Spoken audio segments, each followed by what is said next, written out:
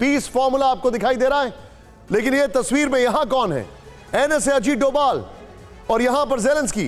Piece formula plus minus percentage equals to क्या हो रहा है यहां पर? यूक्रेनी प्रेसिडेंट हाउस से भारत को आया फोन, ब्रेक करें, सिर्फ ब्रेकिंग। भारतीय एनएसए डोभाल को आया यूक्रेन से फोन। ज़ेलेंस्की के ऑफिस के प्रमुख एंड्रे यर्मक का फोन। एनएसए डोभाल और एंड्रे यर्मक के बीच हुई बातचीत विद द विजुअल। बातचीत की डिटेल अभी पब्लिक नहीं की गई है। यह बड़ी खबर हम आपको दिखा रहे हैं, सीधे आइए बिग वॉल पर। यह हमारे पास जो जानकारी आ रही है, पहले खबर मैं आपको बता दूं। यहां पर अजीत डोभाल से यूक्रेन को उम्मीद।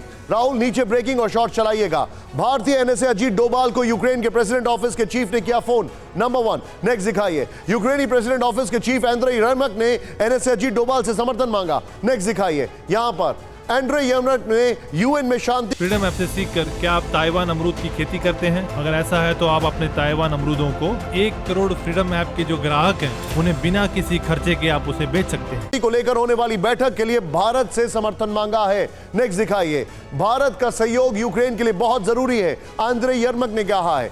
ये दिखाइए। मैं चाहूंगा राहुल इसी फॉर्मेशन में सीधे चलिए मनीष के पास। मनीष, ये बहुत बड़ी खबर है, कैसे देख रहे हैं आप इसको? बिल्कुल निशांत, खास करके तब जब अभी कुछ ही दिन पहले बल्कि पिछले हफ्ते ही NSA Ajit Doval president Putin से मिलकर मॉस्को से गए थे और उसके तुरंत बाद ज़ेलेंस्की के एडवाइज़र, ज़ेलेंस्की के चीफ का फ़ोन आना एनएसए के पास, ये अपने आप में बहुत खास है। लेकिन मैं आपको कहना चाहूँगा कि देखिए, रूस यूक्रेन युद्ध में भारत का अपना एक स्टैंड रहा है। भारत ने लगातार शांति की बात की है। कहा यह जा रहा है कि एंड्रे यर्मक की तरफ से एनएसए डोभाल को फ़ोन गया है कि यूक्रेन के पक्ष में जो एक संयुक्त राष्ट्र के सुरक्षा परिषद में प्रस्ताव आएगा तो उसमें भारत का समर्थन मांगा गया है, क्योंकि हम सबको पता है। जी हाँ, बिल्कुल, क्योंकि हम सबको पता है कि भारत हमेशा से जो वोट के मामले में एब्सेंट रहा है, तो इस बार शायद यूक्रेन कोशिश में होगा कि भारत एब्सेंट ना रहे। लेकिन मुझे लगता है कि भारत दोनों में किसी के दबाव में आए। मैं चाहूंगा सीधे राहुल पहले वॉल पर आएंगे, उसके बाद की पर आएंगे। मैं अजीत डोभाल के इस फोन कॉल को कैसे असेस कर रहा हूं, आप ऐसे देखिए। पहले यहां पर वॉल दिखाइए राहुल, अब जरा ध्यान से देखिएगा जो मैं आपको फैक्ट्स दिखा रहा हूं। सीधे आइए, पहले वॉल दिखाएंगे फिर उसके बाद ये देखिए। नहीं, जो इसके अगला वाला वॉल है राहुल, जो हमने फैक्ट्स बताए, ये देखिए। क्या अजीत डोभाल बनेंगे शांति दूत?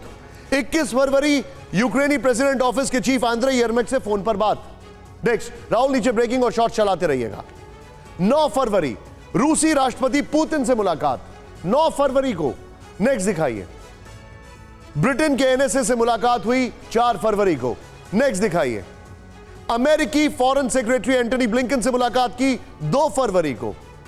फिर ये देखिए 1 फरवरी को अमेरिकी एनएसए जैक सुलिवन से मुलाकात की। अब मैं राहुल की ग्राफिक्स दिखाना चाहता हूं विद द वॉल इटसेल्फ। की ग्राफिक्स और वॉल अगर संभव हो तो दिखाइए।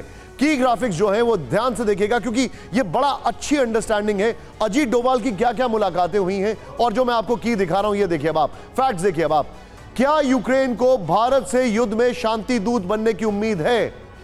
सोचिए आप जरा। ये जरा एल बैंड अगर 2 मिनट के लिए हटा पाए आप तो ये देखिए। क्या रूस से लौटे अजीत डोभाल के पास शांति का फॉर्मूला है? क्या भारत रूस और यूक्रेन के बीच सुलह करा सकता है? मैं एक बार फिर से ये सवाल लेके आ रहा हूं, फिर से ये सवाल प्ले ऑन करेंगे एंड प्लीज ध्यान से सिर्फ सवाल ही रखेंगे यहां पर विद द वॉल। क्या यूक्रेन को भारत से युद्ध में शांति दूत बनने की उम्मीद है? क्या रूस से लौटे अजीत डोभाल के पास शांति का फॉर्मूला है? क्या भारत रूस और यूक्रेन के बीच सुलह करा सकता है? राहुल, इस खबर के साथ विद द ब्रेकिंग हमारे गेस्ट को रखिए। अशोक सज्जनार सर मेरे साथ हैं। अशोक सर, आप कैसे देख रहे हैं इसको?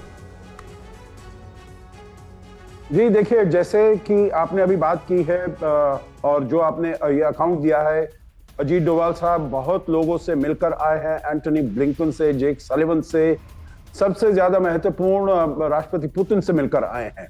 हालांकि वो मसला था अफगानिस्तान के बारे में, परंतु मेरे विचार से और भी बातें हुई होंगी। यस। पर देखिए, जो 2 ये वक्तव्य आए हैं, एक कल राष्ट्रपति बाइडेन का पोलैंड में वॉर्सो में बहुत ही उनकी कॉम्बेटिव स्पीच थी, बहुत ही फिरोशियस डिफेंस दिया है उन्होंने नेटो की पॉलिसी का, जो हम सपोर्ट करते रहेंगे for as long as it takes. और वहां से आपने देखा है दूसरी तरफ से राष्ट्रपति पुतिन का भी कोई कमी नहीं थी, उन्होंने भी बहुत ही ज्यादा दमदार वहां से स्पीच दी है। सो अंडर द सर्कमस्टांसेस जहां जहां भी अजीत डोभाल गए हों, मेरे ख्याल से अंडर द सर्कमस्टांसेस दोनों में से कोई भी साइड अभी कॉम्प्रोमाइज करने के लिए तैयार नहीं है। तो इसीलिए ठीक है, बातचीत चलती रहनी चाहिए, पॉसिबिलिटीज एक्सप्लोर करती रहनी चाहिए। फ्रीडम ऐप से सीखकर क्या आप ताइवान अमरूद की खेती करते हैं? अगर ऐसा है तो आप अपने ताइवान अमरूदों को 1 करोड़ फ्रीडम ऐप के जो ग्राहक हैं उन्हें बिना किसी खर्चे के आप उसे बेच सकते हैं।